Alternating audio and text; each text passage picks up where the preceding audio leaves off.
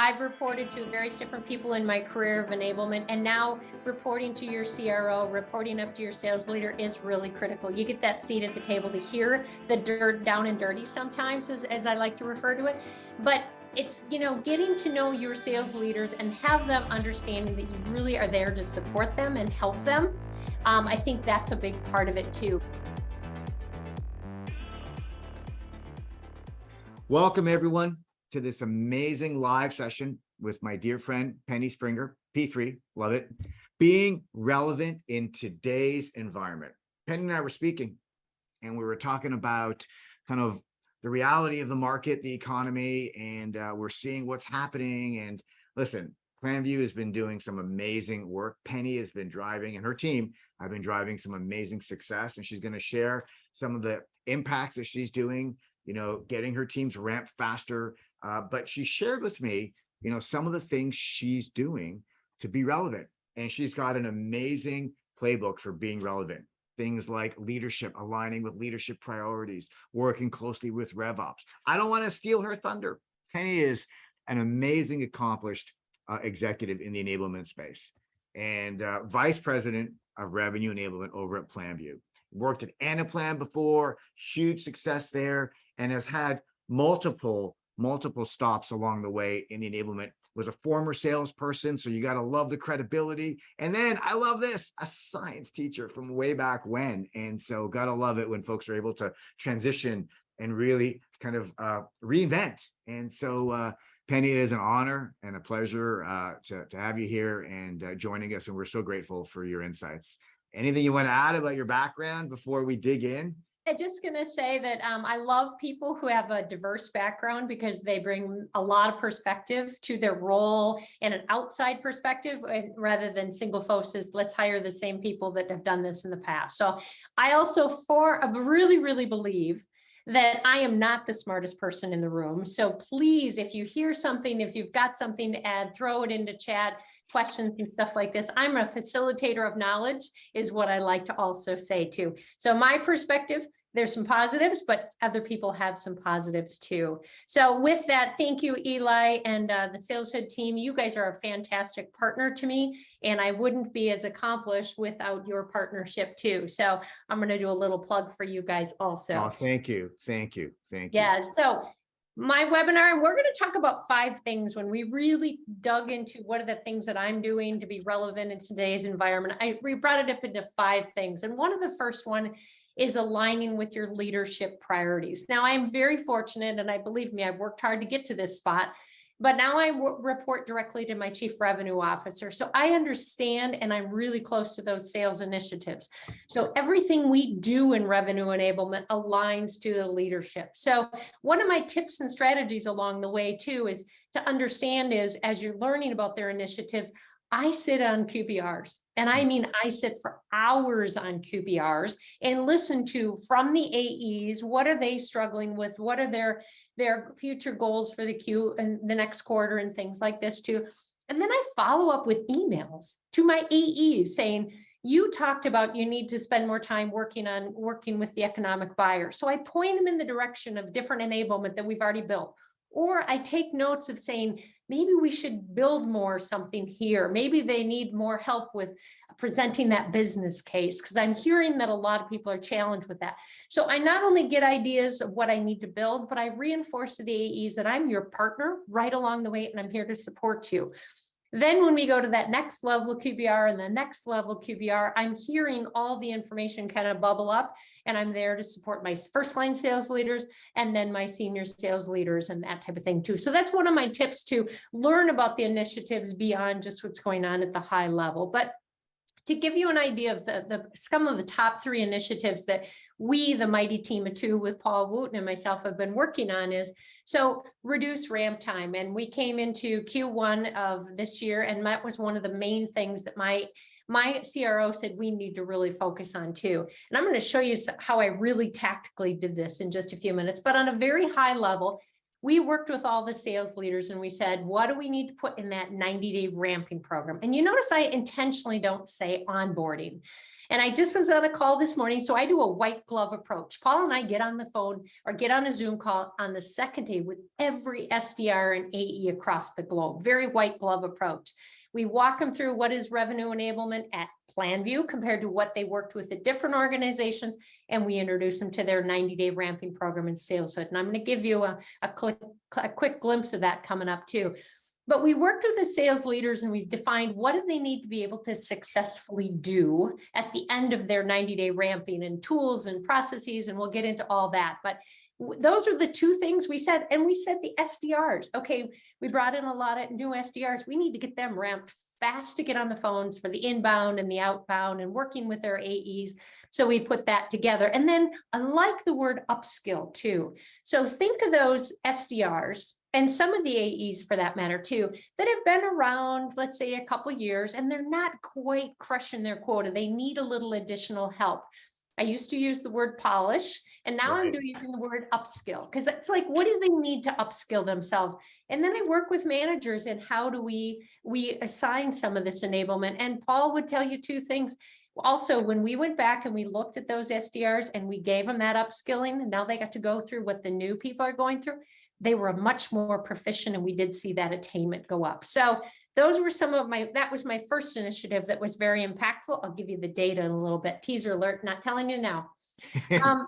Obviously, you know what? I know that everybody else has the same sales initiative. In fact, go into chat and go, give me the thumbs up. And yes, if this is one of the things your sales leaders are too, because I am shocked if anybody else who doesn't need to be generating more pipeline right now, right? Exactly. Yes, Exactly. yes, from Jessica. Fantastic. Jessica said same thing too, sat through QBRs. Really, really, really good too. So improved pipeline generation. So a couple things that we've done. We do what we're calling enable to dominate event. I don't do webinars for my sales team because webinars, quite often my AEs kind of go to sleep or do their laundry and that type of thing. I call them events, and I do active learning. Little tip, if you're not using Kahoot along with your events too, it's fantastic, or polls or interactivity breakout rooms and stuff like that too. Yes. And so what we did is we pulled some of our top new and established AEs across the globe, and they said they are, they've got some top pipeline generation in that quarter. What are they doing? So we bring them on to do that peer-to-peer sharing, which is so powerful. They're going to listen to their peers much more than they're going to listen to me or somebody from marketing too. So pipeline generation. So we were doing some things and focus on that too. And then we did go back to some of the tools where we have a powerful tech stack for our AEs. And were they proficient at using the tools? Not so much. So we helped them with some enabled there. Some leaders were I worked with first line sales manager and said, assign this to my team. And some of them were just like, give them the option. So work with your sales leaders on that one too. And then the third one that was a priority, and this was probably just focused to my solution, but PSA, professional services automation. And that's one of the 6 solutions that we are selling right now too. So we needed to grow bookings in PSA. It was a big investment opportunity, the organization. So we put together a learning path in SalesHood. Fantastic. We've had some great feedback, and I'll talk about how I collect feedback in a few minutes too. And then now we're trying to track, and we'll talk about metrics. What are the bookings that now we're seeing the new opportunities come into the pipeline once they've completed that learning path also? And maybe they need some remediation and go back to the learning path too, because we all know we don't learn it the first time around. So those are a couple of the key tips for initiatives with my sales leader, and then building out my programs and my focus for my team of Mighty Team of 2 with Paul Wheaton and myself. This is amazing. And I want to just highlight this, like Penny, this is really, really, I love the focus and I love the precision around, there's only 3 priorities, right? Reduce ramp time, improve pipe gen, and then grow bookings in a certain product line because it's important to the business. And then you've got your enablement programs that you are layering in to drive your leadership's key outcomes, which is great. And so and you mentioned at the beginning that you partner with your leadership team, you understand their priorities from their QBR, from working with their QBRs.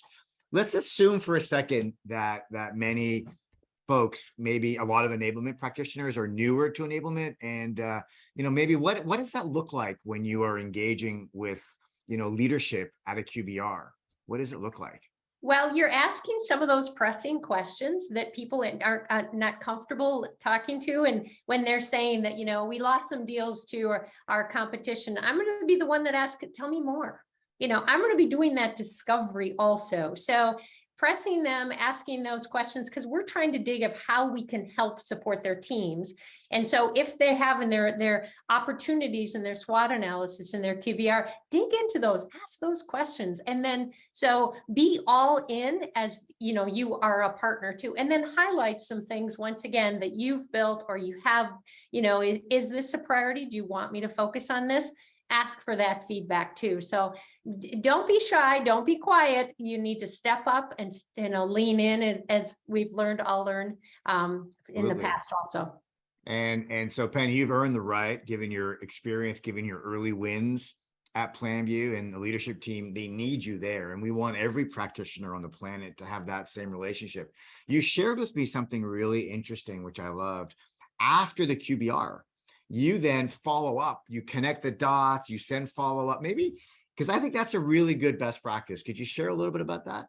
Yeah, so it's an individual per AE, and I'm usually taking notes during the QBR and what they're saying that their focus is, or I need to build more pipeline, and then I'll go into SalesHood, which is great, as I can go into SalesHood and see what they've recently completed, or I can say, you know what, we do have this huddle that's very focused, or we build out quick reference guides. I'm a huge fan of those, and so we could build out, and so I'll send them links to.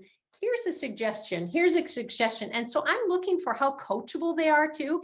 And then I will CC their manager. So their manager will be able to say, let's see, they're not doing well. And we provided some opportunities for them to upskill themselves. Did they take advantage of it? That's the coachability piece too, which is so important when we're working with AEs too, is how approachable they are to continually upskilling and polishing themselves. So it is a labor of love.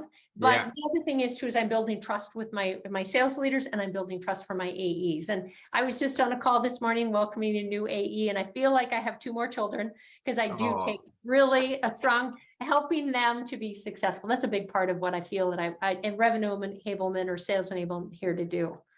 So a lot of great insights here. Being curious, aligning with leadership priorities, connecting the dots around what they need and what you have, and just being their true partner and being their true best friend. We could spend a whole day just talking about aligning with leadership priorities, but you have more.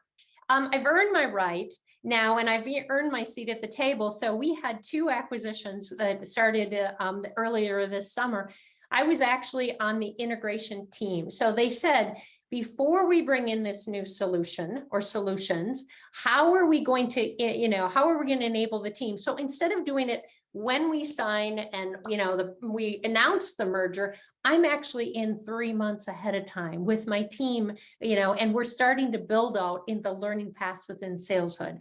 Yeah. So now when we do open it up and the energy and the excitement is there from all the AEs, we can say, here's your learning path. We got it all set for you. So that was a huge part of it too. And then integration, and it's a little pull our hair out, and Paul's going to review on this one too, is the integration of all the tools and the systems and the processes. We try to get ahead of that. And then the day that we go live with the new employees that come on board, so we brought in some of our salespeople, I already had their learning paths ready to go. So now you can learn Planview systems, tools, processes also. So being part of that integration piece for if you do have an M&A, that's really a critical part to being part of the leadership of the organization. So I always bring this up because this is, and if you listen to me in a previous webinar, talk about these building blocks, these Lego blocks, this is really how I put it together. And you'll see some visuals of within the SalesHood platform. But I always attack things in building blocks. Let's talk about that a little bit more. Processes, tools, we have a ton of different tools, and I'd like to build out a huddle on each one of these. And then I can put it all in together into whatever path I need to build for my AEs, my SDRs, and things like that too. And then this is the quick wins that you'll have too. So let's say that you're bringing in a new tool, Demand Base, or you're bringing in Sales Loft or something like that to build a quick huddle, have a call to action, specifically knowledge or skills validation on there, and then have that building block available to who you can need to enable for upskilling. And I talk about the solutions, and we break it down into all these little huddles within our building blocks. Is the basics of the solution. Everybody always wants to, for focus, who is that ideal customer profile? What is our value proposition? Get to know those personas. And what I love about this piece too is they go through the learning path on the solutions, but they can go back. And I have a lot of AEs that will tell me with 2 screens, they pull up that personas and those discovery questions on one screen when they're on a call with their customer. So remember, not only do they have to know it, but they have to know how to find it quickly and easily to access it again. Beautiful. So that's really good. Or the customer stories, have those up. So, and then one of the things that we recently did, and I don't know if everybody else is doing it, tell me in the chat if I'm behind the game, but our last huddle in all the solution paths are, we put all the assets that they need to start prospecting in one location, easy to find. Some email templates, some best practices documents and stuff, like some ebooks and all that kind of stuff right there when their excitement and when they need that. So that's one of the pieces of the building blocks that I think is really important. Yes, consolidate. It's so important to put it in one place for AEs too. So let's show you how we put all these building blocks together into a couple of my ramping programs. So this is an example of my AE ramping. We did 0 to 30, 30 to 60, 60 to 90. And I really focus on just-in-time learning. And I give the example of, I'm not going to show them how to do our legal process in 0 to 30 because they're not touching a deal in that window of time. If they are, their manager is leading them through it. But we categorize it into tools, processes, the selling skills solution, and our med pick. And by the way, Eli, you're about a year late with your med pick content because you would have saved me so much time. You are way ahead of the game by organizing MedPick the way you have, and you inspired us to roll out MedPick in sales. So thank you. You bet, you bet. And so I talk to people about it, and even my AEs that have come on from another organization that know MedPick, we just make sure that they understand it how it is at Planview, because we intentionally picked P for procurement process because, and I'm going to date myself a little bit, but when I used to sell, I used to walk with the CIO down the hall to procurement, and we'd like bring the paperwork and it was done. Wow, life has changed. It's a lot more complicated, a lot more tools and systems and processes, and you have to do those delays. So really being well aware of the procurement process, your customers, is huge, especially in enterprise deals. So we put the P in there, and then we put champion, which we know is an important piece. And then we did compelling event. Because is there a compelling event? Is there a go live date? Is there something their previous solution, they're replacing? That's a piece of it too. So, but what I like about this too is we're talking to new AEs and SDRs on the call, is we're saying, which one of the things do you want to jump into first? And I give a lot of choice too. I don't say you don't have to go linear, you don't have to go up and down. You pick and choose based on your learning in the first 30 days what you want to do. If you're the person that goes, I need to be proficient on my tools, knock all those out too. We talk about don't binge learn. Right. It's like Netflix, don't binge learn. I think that's an important part of it too. And then we do have those skill validations. And I'll give you how my SDR is a little bit different. So SDRs, we do it week by week. And then we always have those skill validation of those teach backs on every Friday. So what did you learn this week and how are you going to apply it in your job? So inbound, outbound process, if you can't teach it back to your SDR manager, you're probably not proficient in it too. So we do that too. And so we do the selling skills and bite-sized pieces too. One of the things I plug also when I'm talking to my new AEs and SDRs is the fact that they can use the mobile app of SalesHood. Yeah. So when you're listening to something might be a little bit longer, get up, stretch, walk around, and that type of thing too. So I do plug the mobile app also. So this gives you an idea of how I'm actually using it. Oh, yes. Enablement channel strategy. So we are doing a SalesHood instance for our partners also. So I'm taking some of these solution paths, Joni, and I'm putting them out for my partners also. So they are learning the same things as my internal. So you have building blocks, and your building blocks are effectively prescriptive, bite-sized content that you can organize, sequence, prescribe, which is amazing. And it's for all your roles, SDR, AE, SC, CSM, marketing, and channel, right? Right, right. And so it's interesting I say marketing, because what we were finding is they were bringing on new marketing team members or from our acquisition, and they're like, they need to learn the solution.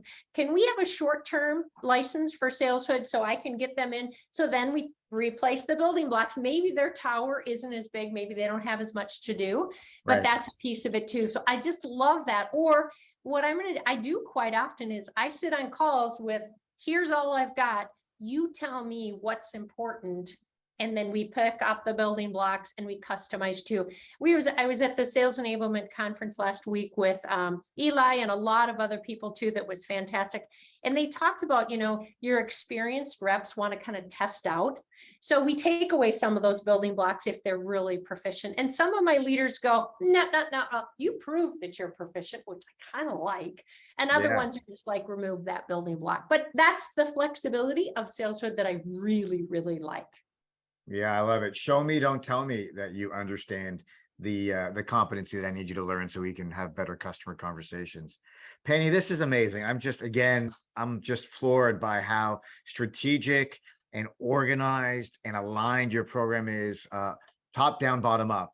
And but now the question is, so you've shown us building blocks. You've talked about how you develop the program.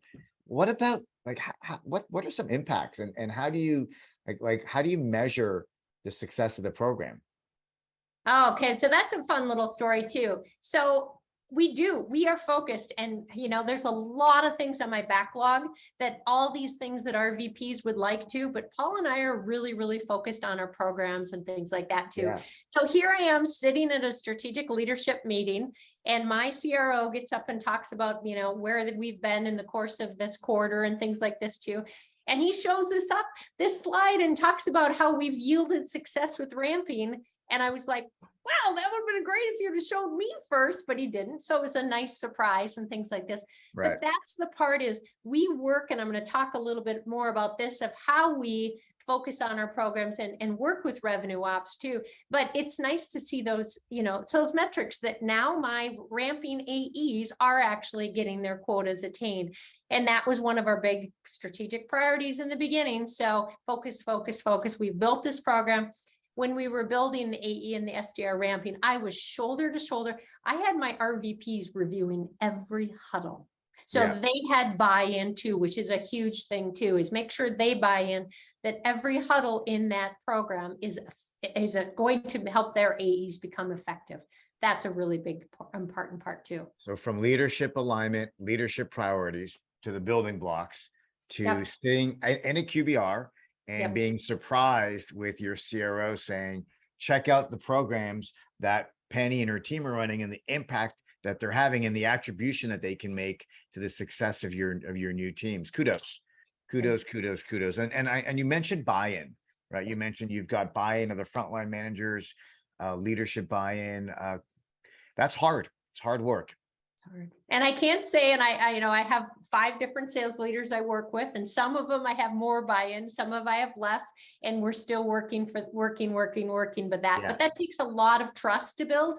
So once again, sitting in their QBRs, providing value, impact, articles, research, and that type of thing is really important about it too. So the fourth one that we want to talk to, because I'm looking at time, we want to make sure we have any questions also addressed.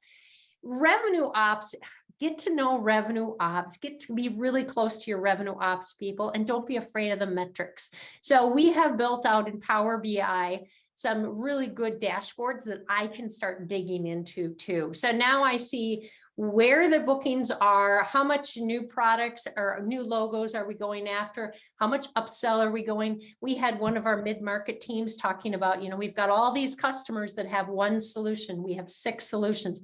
Why aren't we going in there and trying to expand with different solutions within there too? So we built out, a huddle, very intentional.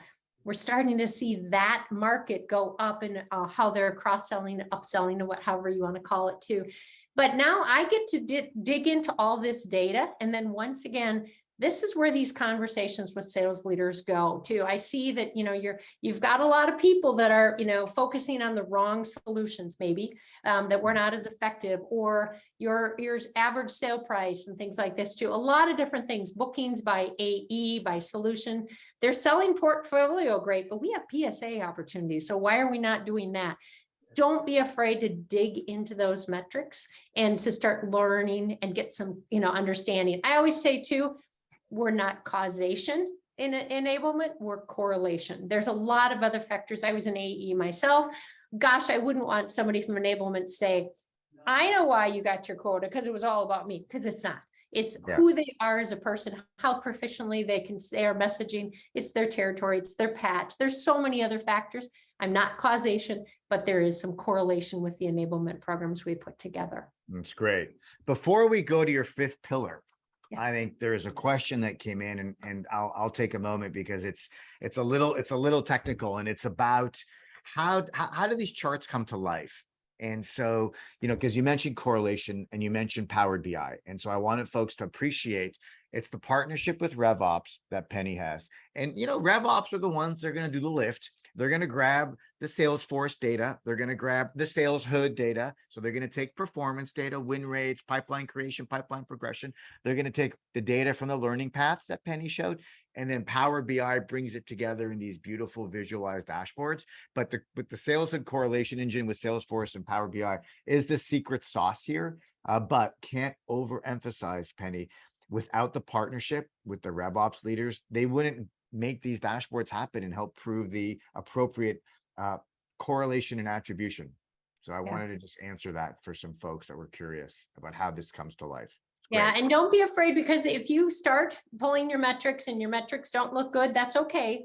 That means there's plenty of opportunity, and your role is very important to the organization. Yeah. So if you see, like we started to look at the data of the new AEs that were not ramping and being productive, that's why we attacked it as one of our priorities too. So we still have some work to do, which is good. That's job security for Paul and I. But yes, dig into the data and then help your sales leaders with their focus. It's a really important point, Penny. And I think we've seen over the years that enablement practitioners are a little bit afraid to kind of roll up their sleeves, log into Salesforce, create custom reports, understand the data. And look, Penny's standing in front of you today talking about leadership priorities, metrics that matter, talking about building blocks. Her program is working because she's leaned into the data with her team. And so your point's a great one. Don't be afraid. You know what? The data ain't there. Data don't lie. Now you've got a benchmark and a baseline, and you can only get better from there. So I think it's really solid advice, Penny. Yeah, thank you. And I haven't plugged my CSM, Justin, enough, but Justin is a fantastic part of my team too. But one of the things I wanted to highlight, I don't know if once again, I talked to Justin and Justin goes, woohoo, Penny, you're doing this. I don't know if everybody else is too, but one of the things that I do that I think is important also is Paul and I put in at every learning path, we put in a feedback. And so we go back to checking in with, did we accomplish the learning objective we asked for them? And we're using this as a really powerful piece of not only collecting the feedback, but sharing the feedback. So I'll give you an example too. It's an exercise module in your huddle. And I love the star rating because people find that to be really easy. It reinforces your learning objectives. But the important piece too is what the data, once again, or the information that I receive back is I share it with my product marketing, I share it with my demand gen team, or I share it with people in leadership saying too, is the learning path was effective, but here's what they need more of. So example is they always want more customer stories. So one of the things that we did too, is we've been working with customer marketing and saying, give us all those case studies, give us all those stories. We're tagging them by industry, by solution, by not persona yet, we'll get there, within SalesHood library, so it's searchable. And that's when a really effective thing that it came as a result too. So put that in and collect that feedback. You know, I think of the Kirkpatrick scale where it's like the smile sheets if you're been around enablement for a while. Yes, it does feel good for us to get 4.5 and 5s and stuff like that. We're doing our job well. but now how is it impacting the organization? Go back to those metrics, but what else can we do next? And that's where we collect a lot of that also. I think at this point, we're going to say, listen, thank you, everyone, and for joining us. Thank you for your participation. And Penny, thank you for sharing your insights on being relevant in today's environment. Incredible. Kudos. Thank you, thank you, thank you. And for those that missed it, we'll make sure the replay is available. And we will see everybody in San Francisco soon. Don't forget, Multipliers, October 25th and 26th. And Penny, can't thank you enough for sharing your insights. You and your team are awesome. Kudos to you. Kudos to Paul. And thank you. Yeah, well, you're welcome. Thank you. And Paul, you know what? You're fantastic. You are the part of the mighty team of two. So I couldn't do it without you. So yes, everybody, if you're not I'm going to put my plug in there. If you're not a customer of SalesHood and you want an inside view, a different perspective, ping me up on LinkedIn too. Oh, I'm a champion for you. So yes, love to help.